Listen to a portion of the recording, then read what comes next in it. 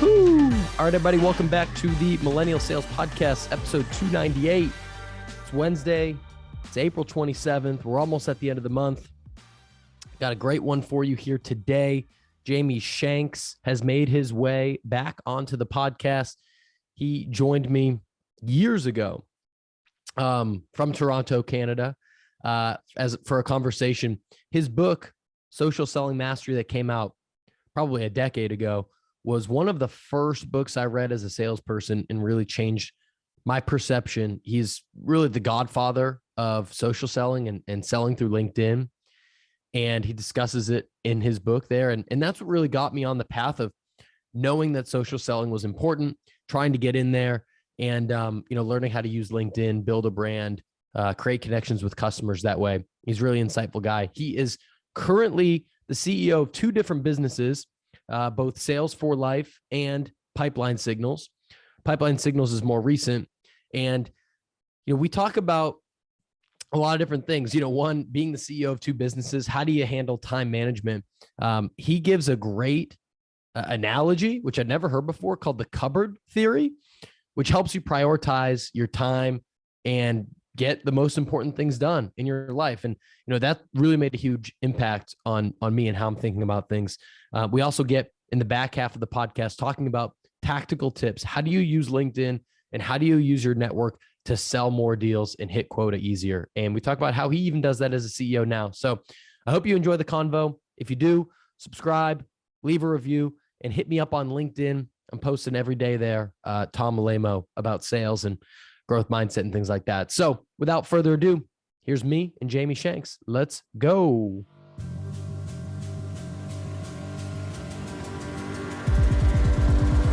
All right, next on the Millennial Sales Podcast, we've got Jamie Shanks calling back in for a part two, coming in from Toronto, Canada. Jamie, how are you? Tom, great to have you. Yeah, great to chat with you again, man. There's a lot that's changed in our lives and in the world in the last probably 3 years since we chatted. Now you're a two-time CEO, I think at the same time. So I'd love to kick it off there and just kind of hear a little bit of the origin story and what you've been up to in the last few years. So I've owned a global sales training company for 10 years. We invented and pioneered this topic called social selling, scaled a global curriculum. I was actually in our CRM. We're right around our 600th customer, certified 250,000 sellers along the journey. And what's happened is to become certified in our program at Sales for Life, a seller needs to pick an account, plan it, engage it, and create a real life opportunity and defend it in a case study, kind of akin to the TV show Shark's Tank, in this kind of like public case study for your sales leader. Well, what happened was when you sit on 250,000 certifications, you start to notice these patterns that emerge. And the main pattern that we kept seeing is that sellers were using triggers or compelling events to book meetings and create opportunity, right? So you might have buying intent is a form of a trigger. Well, we noticed this other signal we call relationships. And relationships can come in three different ways. They're either come from your customer. So this is somebody who ups and leaves your customer base and goes into a prospect. They came from a competitor or worked with a competitor in the past and they go into an account. That's a bit of a yellow or red flag. And then there's a pending relationship. So there's a new job change or somebody gets promoted. And so sellers were picking up these signals and running with them and creating opportunity. So we noticed this and sellers kept asking us all the time, can you just do the work for me? Monitor my accounts like cybersecurity monitoring, mine it for intelligence, and then deliver me these signals. And so we created Pipeline Signals, started in the fall of last year of 2021 and scaling it. We raised capital and really scaling it up to be able to give this sales intelligence to you, your listener, in your CRM as a task notification, as a pop-up to say, hey, John Smith left your customers. Now they're over at this account, which you care about. Here are the things you need to do to open up a door. And so I'm interested to get to some tactical advice on that. But before we do that, are you full-time CEO running both of these businesses? And if so, how the hell are you doing that? So yes, I am. So myself and a gentleman named Amar Sheth own both companies 50-50, except at Pipeline Signals, we've raised capital. So 50-50 minus capital raise. With Sales for Life, we've got that on kind of cruise control. So we have a delivery team and customer success and able to work with customers. And so I've ported out of that business in day-to-day operations. Still nice to own it, but I've up and left. And now as part, I am full-time CEO at Pipeline Signals. So what that has me do is, for Sales for Life, I don't work really in it, I work on it.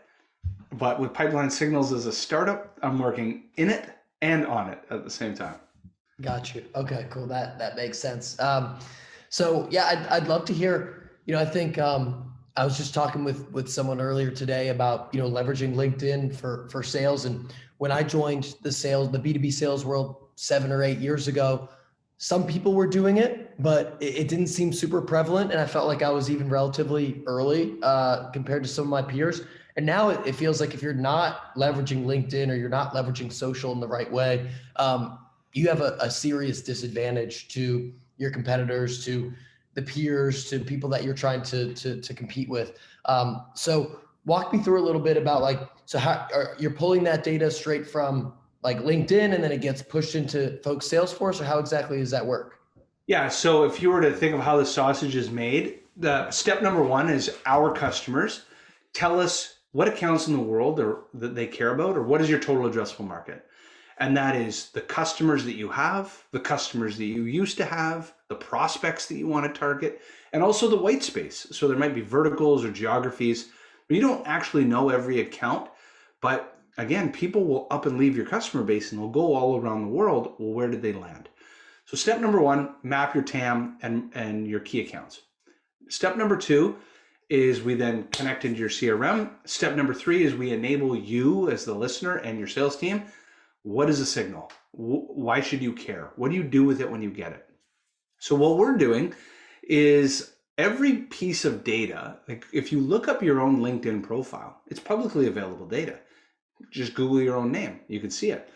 But inside those bits of data is all the intelligence of where you came from, where you work today, where you promoted, how long you've worked there, keywords, your job title. So all of that can be aggregated. And then against any account in the world that matters to you, we take all the heavy lifting away from you. We sift through that data and say, here's the answer to the test. I'm drinking out of a Yeti right now. Yeti is your target account. I can tell you everyone that just joined from another company, was promoted, or left last week, last month, last quarter. And if it meets your ideal customer profile, you have a task alert. So something that's interesting to me is there's more and more signals coming to reps nowadays, whether it's from, I used to sell intent data, it's ABM campaigns, it's leads for marketing, it's all these different things that were, more like professional journey alerts, I guess I would loosely call it here. So let's say I'm getting, 7 different alerts about, Jamie, who I'm trying to sell to over at Yeti. How do you prioritize I can't use all of those in an email. I can't drop all of them in word vomit on my cold call. So how would you suggest folks prioritize what's going to be impactful when you're reaching out to someone versus what's maybe just kind of noise? I think that as a seller, there's 2 things that you need to think about. First is that sales will never go away because you as the human being need to take in information to make informed decisions. And that all of these signals, even mine, are a piece to a puzzle. And it's for you to contextualize and make objective decisions around the most important decisions you will make: account selection and account prioritization. Your time as a seller is the most valuable asset you have when you sell. And the minutes, hours, and days you spend in choosing account selection and account prioritization will completely determine where you end up 1 quarter or 1 year from today.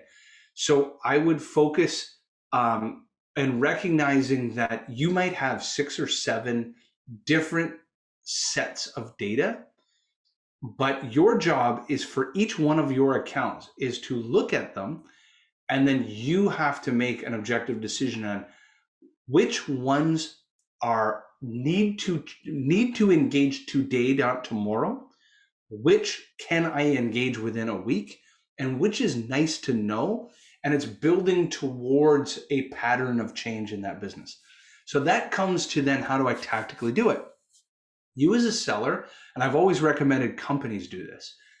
I call it will. What does ideal look like? Take your last 25 deals, 50 deals, work with sales operations, rev ops, to reverse engineer every successful customer you've had.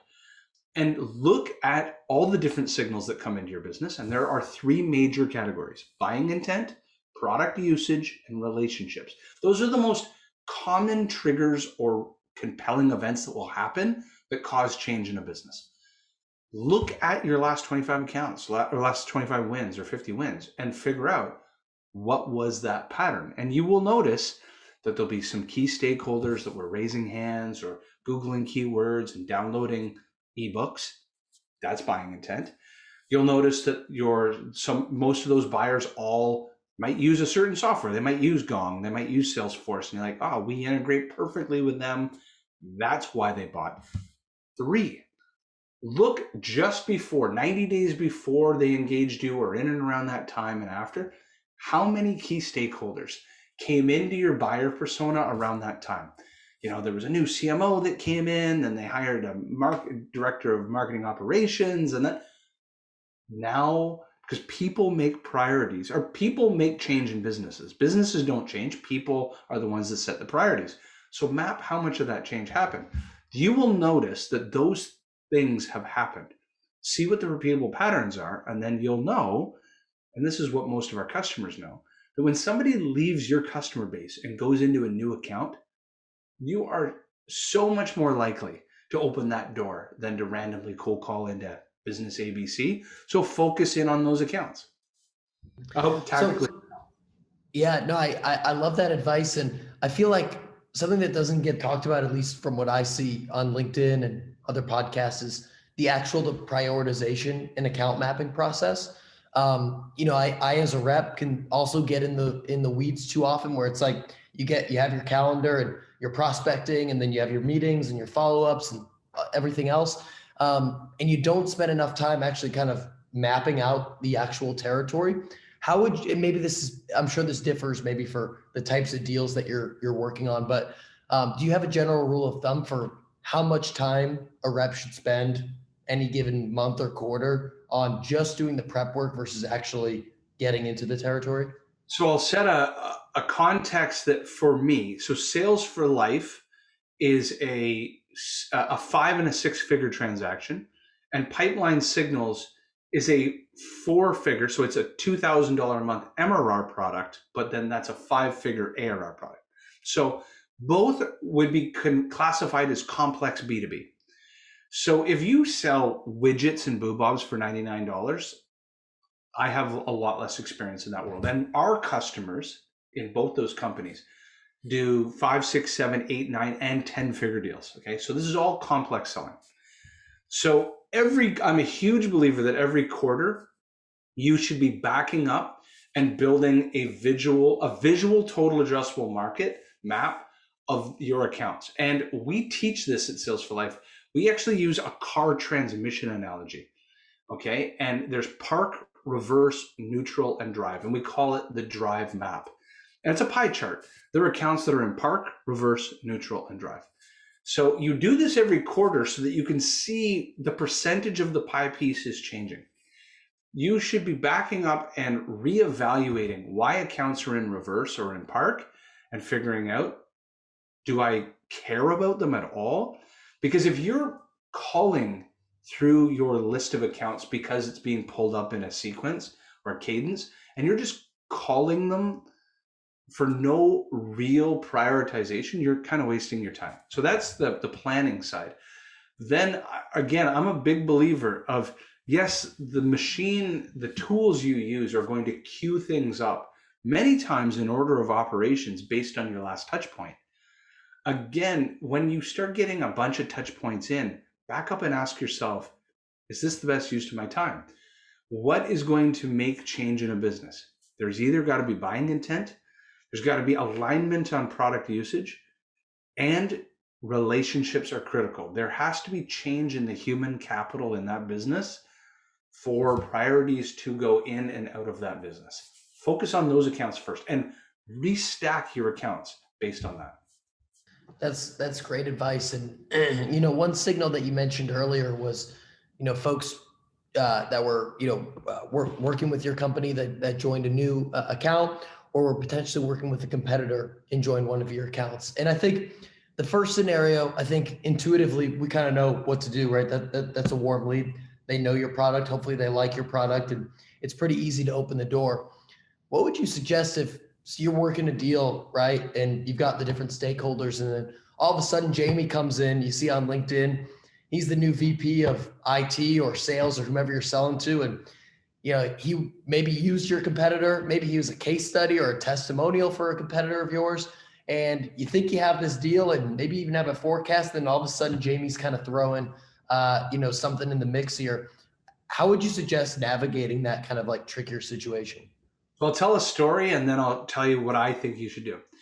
So we, for years with Sales for Life, ran a team-based workshop. So the workshop would be tables of 6 to 12 teammates. They'd be a mixture of SDRs and AEs and CSMs. They would pick an account, plan it, and build a go-to-market strategy for that key enterprise or majors account. So I'm doing this workshop, and this is a cybersecurity customer. And at the table, this lady had chosen the account Harley Davidson. So their table was working the Harley Davidson account. 30 minutes in, she's sitting in the corner crying. Like, this is like a sales kickoff. I'm like, what is going on? She pulls me aside and she said, based on all the things you've just shown me and what you can do in LinkedIn, specific around competitive intelligence, I feel like so silly. Well, what happened?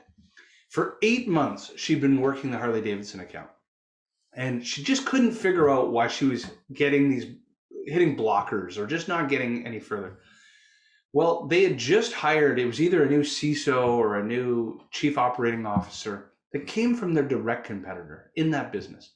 Publicly available data on LinkedIn, you could clearly see that you have what we'll call a poison pill or detractor in this account. Such a detractor that they are the signing authority on these deals. So you could spin your wheels. And listen, I have had this happen even in my new company, Pipeline Signals. I make this mistake all the time. I'm selling a deal, working with this guy, loves me from Sales for Life days. I want to bring Sales for Life in. We're about to do the deal. And he's like, oh, we use a competitive solution. Like, but I didn't eat my own dog food. I didn't notice. Guess what? It's on the case study page of my actual competitor.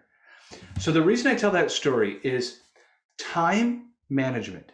So there's a study done by Topo that shows that of the 50% of sellers that do not make their quota, 83.4% of those sellers don't make it because of poor time management. Time is the determining factor of many times making or not making quota. And how you use your time is the most important. And the biggest time vampire is account selection and account prioritization. You can have incredible messaging. You can be using Gong with incredible cadences and sequences. But if you are deploying that into an account that with the ultimate decision maker spoke at the conference of your competitor, you are wasting your time. So deselection and deprioritization is as important as account selection and account prioritization.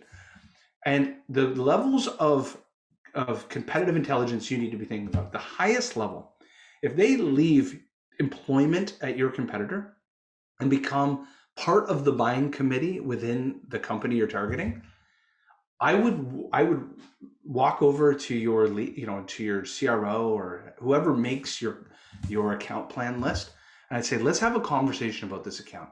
I know you want this account on the list. I don't think this is a good use of time, and make a business case to deselect and deprioritize it.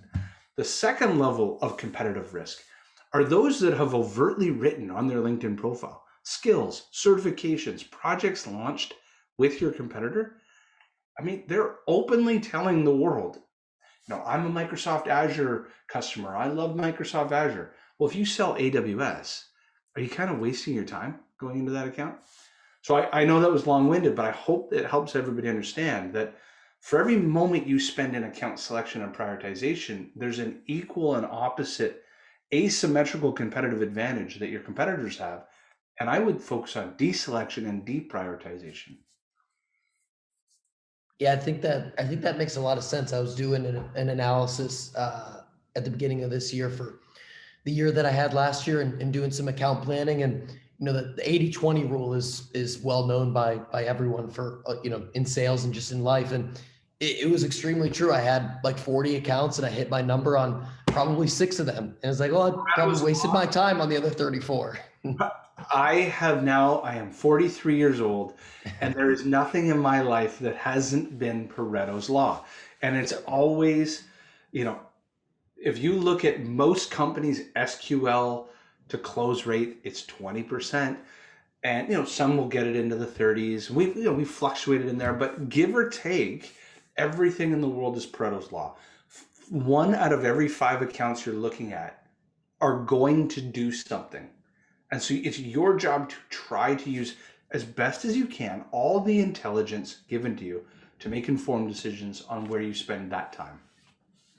So if we know that time management is one of, if not the most important thing for achieving quota, and part of that is making sure you're spending time on the right accounts. But let's say we've nailed that at this point. What else throughout any given day or any given week would you be coaching a rep to make sure they're doing? And maybe an example is like, I've heard folks say, you got to set 60 minutes on the calendar every morning for prospecting, if you're an AE. For some folks, it's, hey, you don't leave the office or the virtual office until you followed up with every call that you had that day, or until you map out your plan for the day. But anything, like any hard and fast rules that you use personally, or that, the folks that you coach use? That's a great question. So I'll tell you, and listen, I'm a CEO who still sells, so it's not like I'm so far removed. Yeah. But at the end of the day, the part for me that's part of my daily routine, I call it checking my digital voicemails. So what I mean by that is I'm a believer that not only am I doing outbound motion, but of course, I truly do believe, of course, as the guy who invented and pioneered social selling, I believe inherently in social selling. So that means that I'm sharing content and ideas every day. I'm making connections. Well, what's happening is some of those are reverbing back towards me. People are looking at my LinkedIn profile. People are, in fact, commenting or liking my content. So every single day, typically I do it twice a day, actually. I'll do it first thing in the morning. I'll hit those notification bells and I'll scroll through who's looked at my profile, who's liked or commented on my content, who's looked at my Vidyard videos, as an example. Because it doesn't have to just be LinkedIn. It's all these forms of buying intent. And then I typically do it at the end of the day as well. To me, of all the things in sales that have stayed consistent, that's probably because it's my own form of buying intent. So I probably use it more than anything else. On the topic of time management, I saw a post from you a couple of weeks ago talking about the cupboard theory. That I'd never heard that before. I'd love for you to share a little bit about that. So there's a post. We were outside of Montreal in Quebec. For any of your listeners, I'm a Canuck. I'm Canadian. So I took my family skiing at Mont Tremblant, which is an hour north of Montreal. And my daughter's 8 years old, but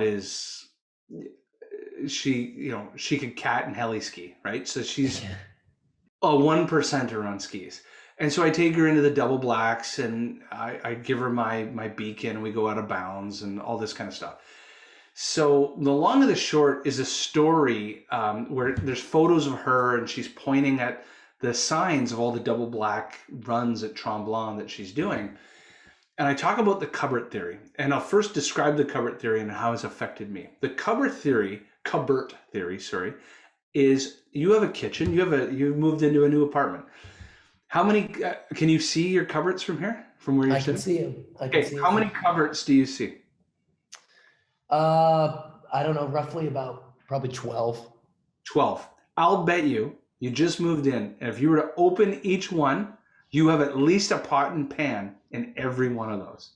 But if you had 6 in that same kitchen, you'd have the same. It's not like you sold or bought more pots and pans. You would have put them in there. If you had 24 cupboards, you'd fill it. So the concept is around time. As an entrepreneur, I've had a bit of a FOMO that every moment I'm not working, and I even had it like last night. I came home from the cottage with my son, came back to our house in the city, and I had this break from after dinner till like 8 o'clock. Kids wanted to take a bath or whatever. I was sitting there not knowing what to do next, but because I wasn't working, I felt lost, really lost. Every moment I'm not working, especially when I'm on vacation, I get this sense of I'm unproductive. But that's not actually the case. So as sellers, as I get older, I'm trying to fight this urge to think, if I'm not working, thus I am unproductive. I'm learning that I can be doing other things that are actually wildly productive. Every night before I go to bed, I read. I listen to one book every week. For 52 weeks, I've been doing it for 4 years. I listen to 5 or 6 podcasts on rotation every week. And so I'm actually learning and improving, but it doesn't mean that my laptop's open and I'm sending a prospect email or I'm calling. So for your listeners, the cupboard theory is just because you're not in the act of prospecting doesn't mean that you're unproductive. And cupboards, think of them as hours in a day. If you are only allotted 3 hours in a day, make all the outcomes that you need to achieve fit within those 3 hours. If you have 14 hours in a day, make it fit within 14 hours. I, as a CEO now of 2 businesses, a family of 2, I've got 2 houses, I travel a lot. My window of prospecting and window of like really productive work is smaller. Well, things that I started to do is I'm up at 4 or 5 in the morning. I had to extend my day. But because I have smaller windows, I have to make them wildly more productive than before. So I hope that was a little long-winded, but the cupboard theory is when you first start in sales, you've got all day. You've got 8 to 10 hours. You got nothing better to do as an SDR. All day, every day prospect. But then you'll start to build a pipeline and you'll have to do follow-ups and first touches and discovery calls and you're going to have to learn to maximize each one of those pie pieces. The cupboards don't grow, and your pots and pans will have to learn to fit in each one of those time slots.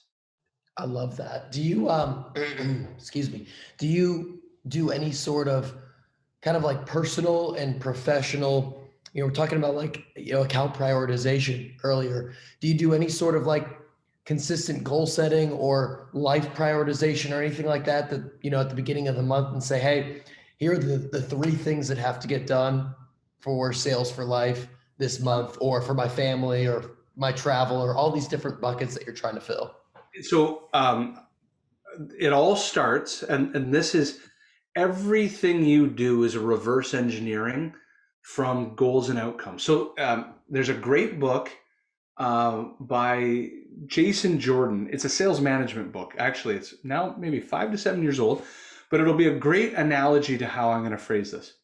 You've got goals, sales objectives, and then like sales actions and activities. The only thing you can control are actions and activities that highly influence the objectives. Think of them as like rocks or milestones that align to the goals.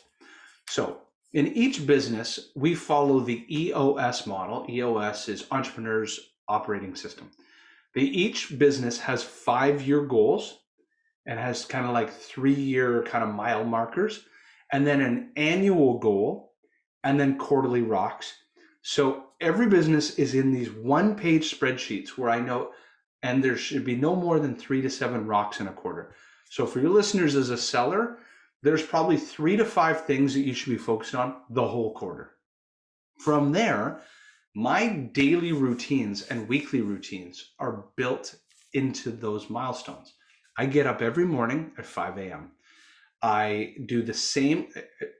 It's maybe because I'm becoming an old man, but as you get, I know this is the Millennial podcast, I'm Gen X, but you will discover the importance of a routine is the foundation to it all.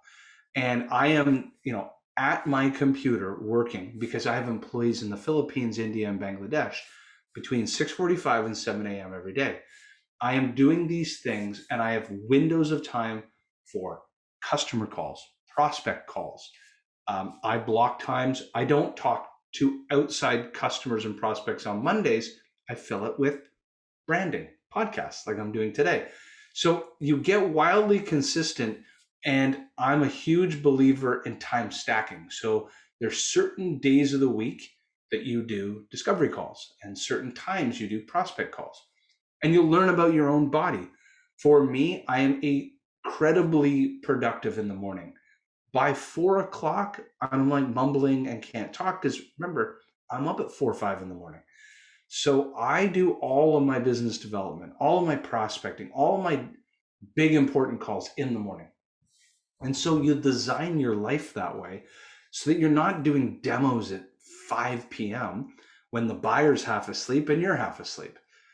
So these are the things that I've done. And like, I make sure that I time stack. So I do demos, 30-minute demos, back to back to back. I give everybody these windows. I'll do at 10 a.m., at 10:30, and 11, at 11:30.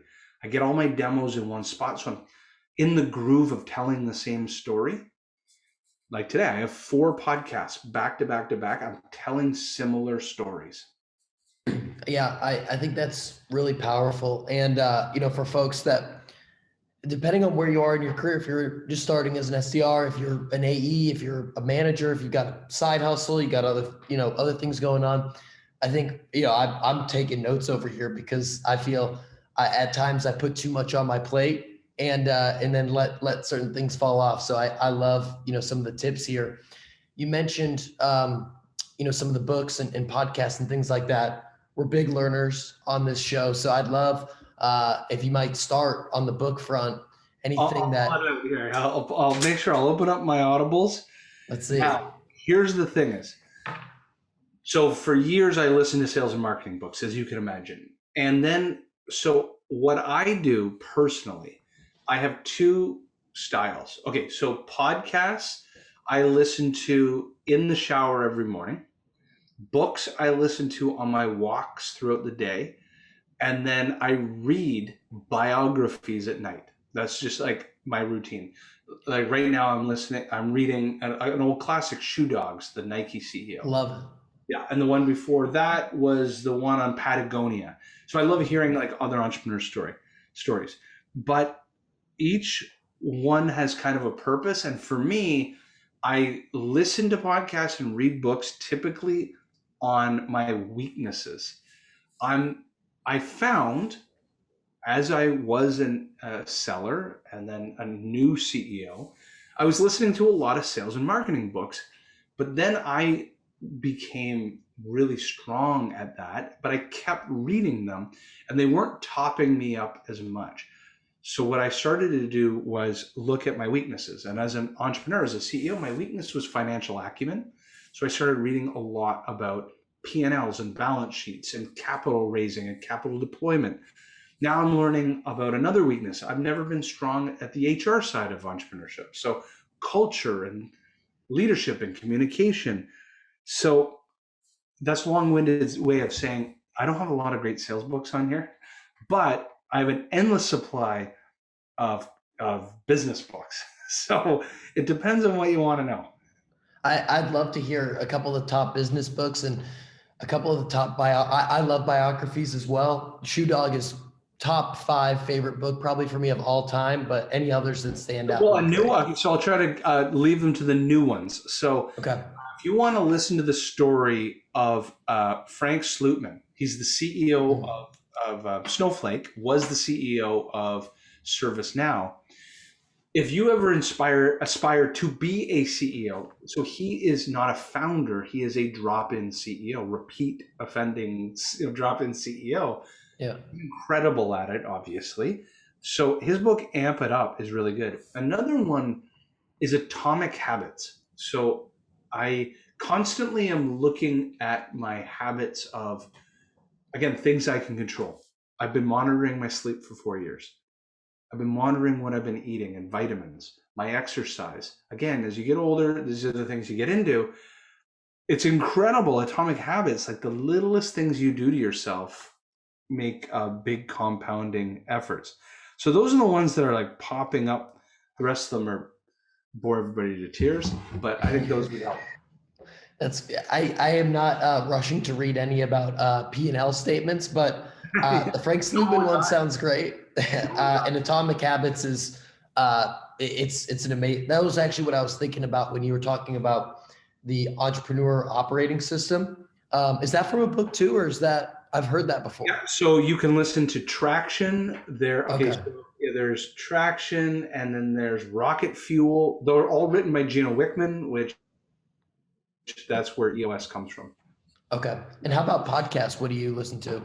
So my podcast routine. So actually, this is pretty set in stone. Let me go to browse here. So my library is every Saturday morning, I listen to the All In podcast. I listen to every day to Nathan Latka. Every Saturday morning, I listen to Built to Sell Radio. So this is an important thing. So Sales for Life, lifestyle, professional services business, cash, just like a cash flow machine. Whereas Pipeline Signals is a scaled up SaaS software company that is obviously meant to be be sold. So I listen to Built to Sell Radio. I have every week for 3 or 4 years. I listen to SaaStr, typically a couple days a week. Every once in a while, if you want to be inspired by new ideas, I listen to My First Million. And then there's a couple podcasts that have been a little fickle about coming on and off, but it's How I Raised It, How to Raise a Round. I also like the 20-Minute VC. Again, I am learning about capital deployment, capital acquisition as a CEO. How different have those two experiences been of operating kind of you built a business around your own kind of intellectual property with Sales for Life, and you have these clients and it's kind of a cash flow business, like you said, versus a SaaS business where it's like we just need to get into hyper growth mode and get to a certain valuation and to sell or to have an exit. They're very different, yet I don't see them as so. They're wildly different business models, as you can imagine. But I'm more focused really focusing on what made me successful and what made me fail. For every one great idea I had at Sales for Life, I made 99 really stupid mistakes. So I've been documenting those and really focusing on objective decision making, slowing down to speed up, building more robust plans, focusing more on HR and communications and culture. So those are some of the things I'm bringing forward. But then there's some fundamentals that never change. A business is really simple. Bring customers in and give them a great, focus on that great customer experience. I know that sounds cliche, but when you own a services business, you inherently are really good at listening and working with customers, because that's what a professional services firm does. So I believe that what we're doing really well is hand-holding customers, enabling them, listening to them. This is the nature of professional services. Love it. I got a couple more rapid fires for you. On our last go, you hit me with a quote from a Rolling Stones song, which just so happens to be my favorite band. But what do you listen to from a music standpoint? I don't know, when you're working out, or maybe you don't. Every year, other than the years during COVID, for 5 to 7 years, my wife and I, on her birthday in May, around the Kentucky Derby, go to Nashville. We hit the honky tonks, and it used to be we became country fans for 48 hours, right? Yeah. But we have a cottage and we sit on the lake, and country music kind of sounds great on the dock. So I'm that guy that somehow has been slowly converting into a country fan. I love it. I love any artists in particular. So one that we love, we listen to, my kids are getting into wake surfing. Listen to an artist called Nico Moon. And he's got this album it's kind of like is if like Sublime and country music came together. Okay. That's great music in a boat. I love it. You talked a lot about skiing and doing things on the lake and being outdoors. Is that kind of like your go-to, hey, I'm going to get away from the laptop to recharge and have fun? Like, is that the main thing, or anything else that you do as kind of a recharge? Great. So I've really learnt as I've gotten older, work life intersect. And if they are not intersecting, you are not balanced. My routine, I do not work on a Saturday ever. On Saturday, so pre-COVID, I was on 80 flights a year for 5 years in a row. I'd be in Australia, Hong Kong, Dubai, you name a place. I would fly home from wherever I was in the world to be home on Friday night. I always on Saturday, we're up at the cottage, water skiing, wake surfing, whatever it is, but I work a full Sunday. And so I give 24 hours, like uninterrupted. It's board games and sports and that kind of stuff. And that's the only way that's helped me recharge. I need 6 days a week, running businesses, but I need one day where like business doesn't exist, and it's like uncompromising, will not break that. I love it. I love that rule. Maybe my last question for you. I need to know, who would you want to see come next on the Millennial Sales Podcast? I'm sure you've had, have you had John Barrows and team come on? I've had John on and I've had Morgan on. Yeah, John and Morgan. I was thinking, yeah. They'd be great. Have you had Steve Richard come on in a while? I haven't. I don't think I know Steve Richard. Steve Richard, he started Vorsight, very famous sales training company. He started here's the thing. He started Exec Vision, competitive wrong. Okay. But he'd be awesome for your audience. Whether or not you guys want him on or not is another thing. Well, I'll have to run that through the marketing team. But certainly John's come on, Morgan, huge fans of them as well. So that's great. Jamie, before I let you go, obviously you got a lot going on. Wanted to see, was there anything we didn't touch on that you wanted to get to? And would love to just hear, like, what's the best place for folks to get in touch? If it's on LinkedIn, I don't know if you're hiring or anything like that. Doing all of the above. So actually, we're in the midst of hiring customer success right now. So cool. Connect with me on LinkedIn. My name's Jamie Shanks. I think I'm the only Jamie Shanks on LinkedIn. I look like this. And then at the same time, go to pipelinesignals.com. Be able to help you actually monitor and mine all those signal intelligence at scale, and or sales for life if your team wants to be enabled on social selling. Love it. Jamie, appreciate you coming on, man. Thank you so much. All right. Talk to you soon. Take care. Bye.